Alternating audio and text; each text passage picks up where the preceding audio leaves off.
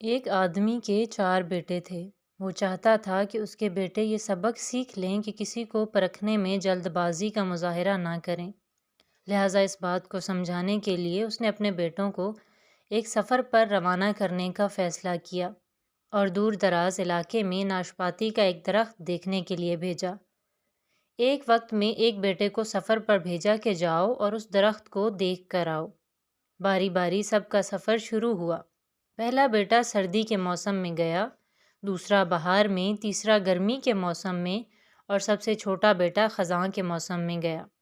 جب سب بیٹے اپنا اپنا سفر ختم کر کے واپس لوٹ آئے تو اس آدمی نے اپنے 4 بیٹوں کو ایک ساتھ طلب کیا اور سب سے ان کے سفر کی الگ الگ تفصیل کے بارے میں پوچھا۔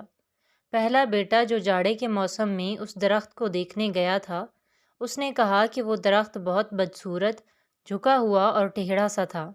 دوسرا بیٹا جو بہار کے موسم میں گیا تھا، اس نے کہا کہ نہیں، وہ درخت تو بہت ہرا بھرا تھا، ہرے ہرے پتوں سے بھرا ہوا۔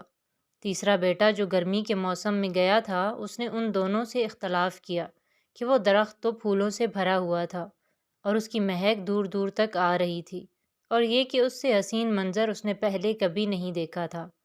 سب سے چھوٹا بیٹا جو خزاں کے موسم میں گیا تھا، اس نے اپنے سب بڑے بھائیوں سے اختلاف ظاہر کیا کہ وہ ناشپاتی کا درخت تھا، وہ تو پھل سے لدا ہوا تھا اور اس پھل کے بوجھ سے درخت زمین سے لگا زندگی سے بھرپور نظر آ رہا تھا۔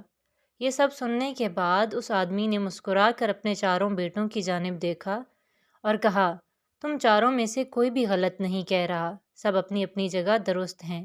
بیٹے باپ کا جواب سن کر بہت حیران ہوئے کہ ایسا کس طرح ممکن ہے۔